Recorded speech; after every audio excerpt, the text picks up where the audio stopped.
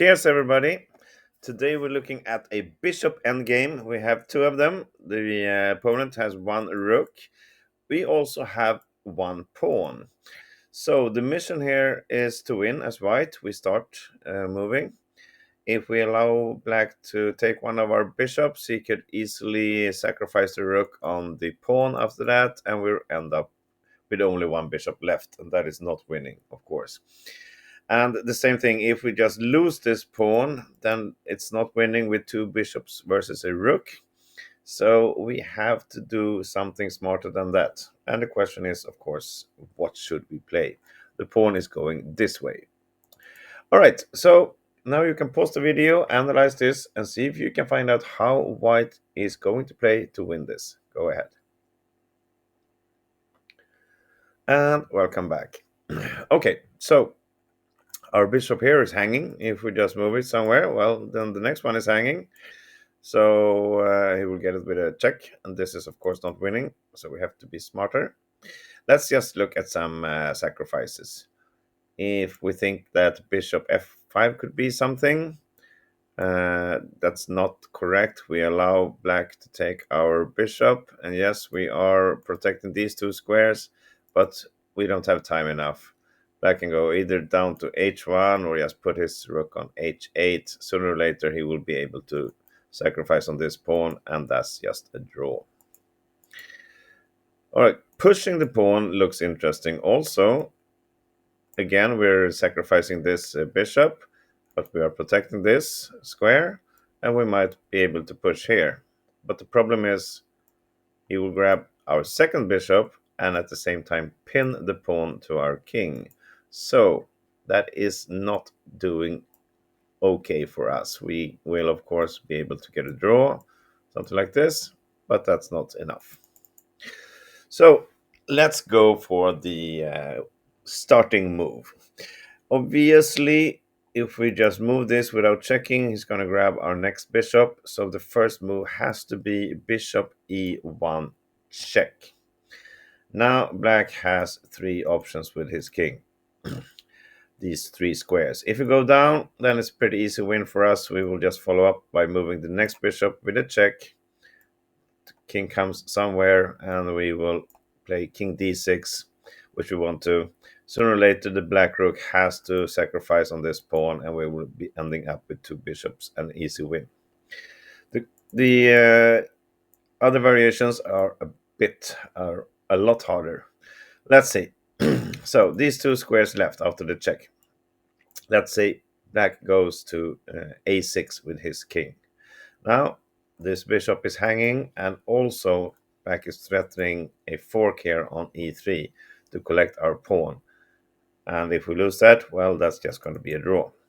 So if you want to pause the video again here and see how you can continue for white to win from this position, go ahead.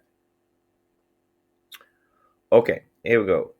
We cannot really stop this because our bishop is hanging, but we can have a very good plan if it comes to e3. And we set this trap up by moving our bishop to g8.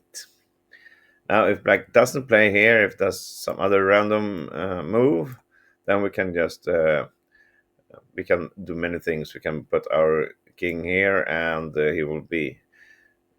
he will be forced to sacrifice sooner or later, something like this. So it's not worth looking at. Black has to continue with rook e3 to attack the bishop, to attack the pawn. And if we now just move the bishop, well, we're going to lose this pawn, and this is not going to end in a victory for us. So instead, after rook e3, now we have the little setup trap here. We continue with bishop c4 check.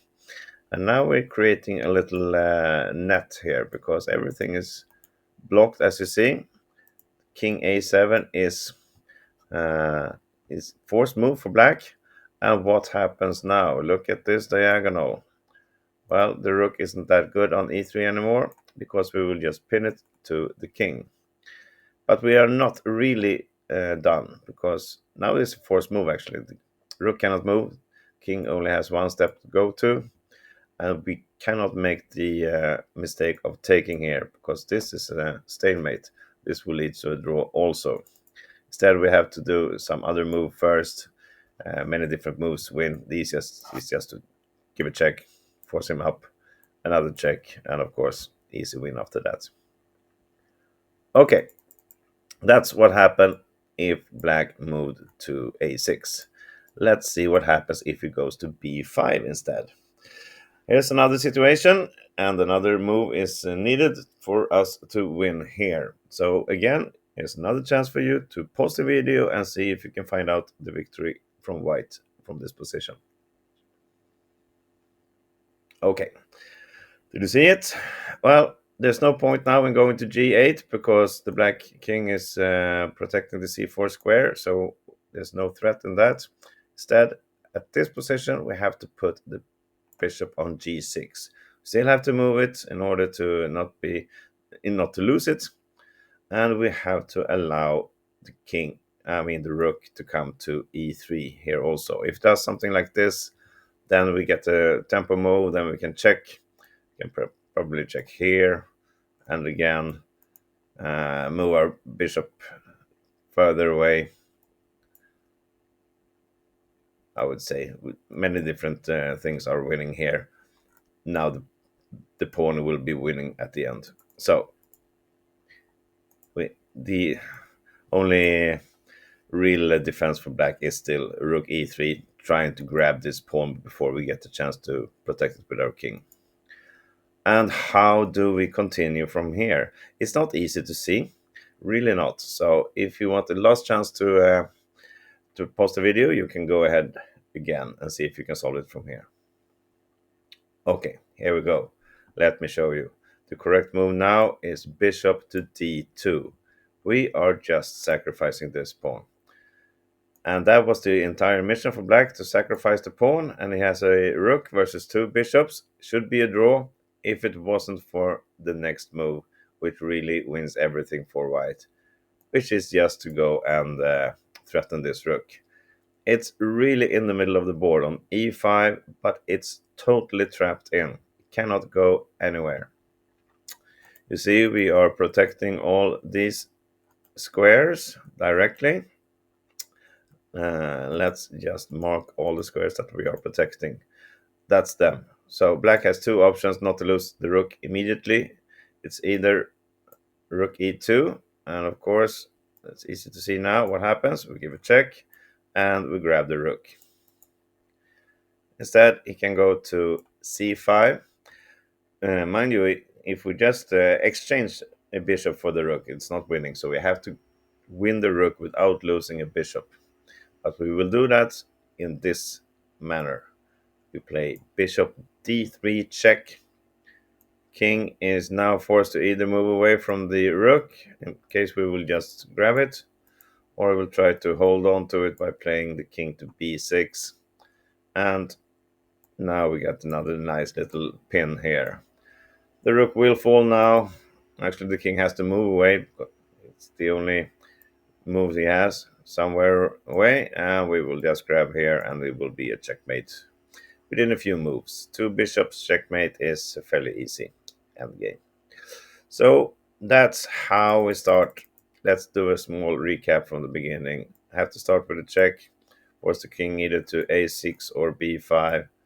Here you follow up with this, and then you will have the great opportunity of checking there later, or here, which will lead to a fantastic, moving this one first, which will lead to a fantastic trap in the middle of the board with king d6, and black will lose his rook, and white will win. Okay, that's the full puzzle for today. Let's see what we have in store for tomorrow. See you then. Bye bye.